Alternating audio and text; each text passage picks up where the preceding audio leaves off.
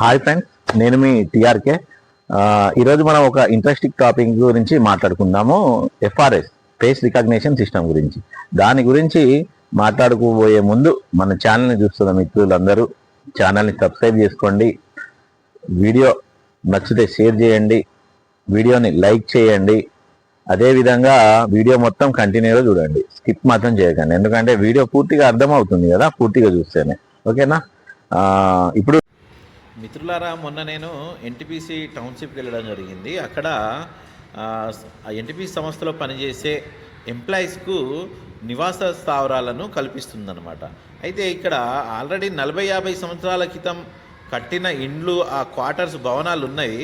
అవన్నీ ఏంటంటే expiry date అవడం వలన అవి కూలిపోయే స్థితికి వచ్చినాయి. అయితే ఇప్పుడు ఆ యాజమాన్యం ఏం చేసిందంటే కొత్తగా అపార్ట్మెంట్స్ కడుతున్నారు. ఆ అపార్ట్మెంట్స్లో వాళ్లకు ఆ సంస్థలో పనిచేసే ఎంప్లాయీస్కు నివాసానికి ఇవ్వనున్నదన్నమాట. అయితే ఇంత మంచి సౌకర్యాలు ఆ ఎంప్లాయీస్కు కల్పిస్తుంది కాబట్టే ఎన్టీపీసీ దేశంలో నెంబర్ 1 ప్రపంచ స్థాయిలో గుర్తింపు తెచ్చుకుందనమాట. ఇప్పుడు నాకు ఒకటి ఆలోచన వచ్చింది. ఇక్కడ ఏంటంటే ప్రతి సంస్థలో స్టేట్ గవర్నమెంట్ కానీ ఇంకేదైనా గవర్నమెంట్ కానీ ప్రతి సంస్థలో అంటే రెవెన్యూ కానీ, ఇంకా హాస్పిటల్ కానీ, ఇంకా స్కూల్స్ కానీ, ఇంకా రెవెన్యూస్, ఇంకా ఇతర ఇంకా ప్రభుత్వ విభాగాలు చాలా ఉన్నాయన్నమాట. అయితే ఆ విభాగాల్లో పనిచేసే ఎంప్లాయీస్ అందరూ చాలా సుదూర ప్రాంతాల నుండి ప్రయాణాలు చేస్తున్నారు. కొంతమంది వేరే చోటు నుండి డ్యూటీ చేసే ప్రదేశానికి రోజు వస్తూ వెళ్తూ ఉంటారు. అందులో వాళ్లకు వచ్చి వెళ్ళే క్రమంలోనే సమయం అనేది సరిపోతూ ఉంది.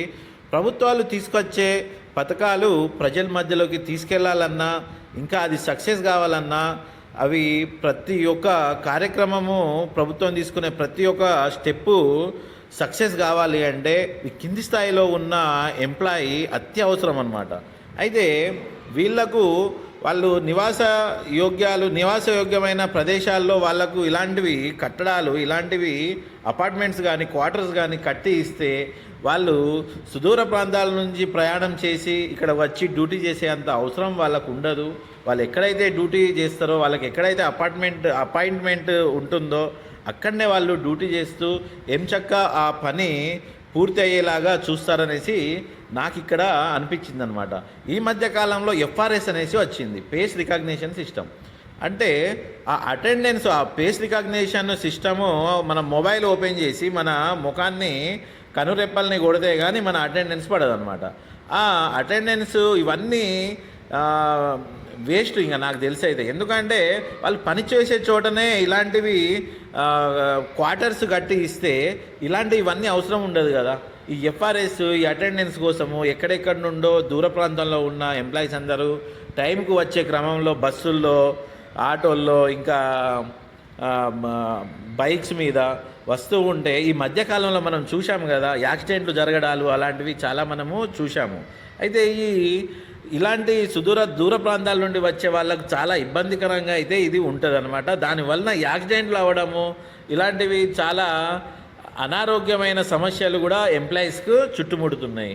అయితే ప్రభుత్వాలు ఇక్కడ తన దగ్గర పనిచేసే ఎంప్లాయీస్కు మంచి సౌకర్యాలు, మంచి ఆరోగ్యాన్ని, మంచి ఇది ఇవ్వాలి అంటే ఇలాంటి ఆలోచనలు చేయాలి. ఎందుకంటే ఇవి ఆల్రెడీ 50-60 సంవత్సరాల క్రితము ప్రభుత్వాలు అప్పుడున్న వారికి క్వార్టర్స్ ఇవ్వడము ఆనవాయితీగా అప్పుడు ఉండేది. అయితే రాను రాను ఆ క్వార్టర్స్ అనేసి తీసేసిరు. ఎందుకో నాకు అర్థం కాలేదు.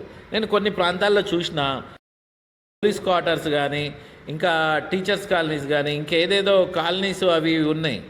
అలా వాళ్లకు ఇవ్వడం వల్ల ఏమవుతుందంటే వాళ్ళు దూర ప్రాంతాల నుంచి అక్కడ ఉంటూ ఇక్కడికి వాళ్ళు పనిచేసే చోటుకి వచ్చే సమయము చాలా ఆదా అవుతుంది. ఆ సమయాన్నే ఆ పని మీద దృష్టి సారించి ఆ పని అనేది ఇంకా బాగా అవుతుందనేసి నా ఉద్దేశం. అంటే ఇప్పటికీ అవుతలేదు అనేసి కాదు, అవుతుంది, కానీ ఇంకా బాగా అవుతుందన్నమాట. ఇప్పుడు మనం చూస్తున్నాం, గురుకులాల్లో కూడా క్వార్టర్స్ ఉన్నాయి, రైల్వే క్వార్టర్స్ ఉన్నాయి, ఇవన్నీ ఉన్నాయి. అవన్నీ చూస్తూ ఉంటే మనము సక్సెస్ రేట్ కూడా వాటి చాలా ఉంటుంది. అయితే మనం ఇక్కడ ఈ ఆలోచన వచ్చింది మిత్రులారా, నాకు ఐడియా వచ్చింది, ఇది మీతో పంచుకోవాలని పంచుకుంటున్నా. మిత్రులారా, మీకు ఇంకేదైనా దీనిపైన ఇంకేదైనా ఆలోచన ఉంటే మీ కామెంట్ రూపంలో మాత్రం తెలపడం మర్చిపోకండి. ఓకేనా? Thank you.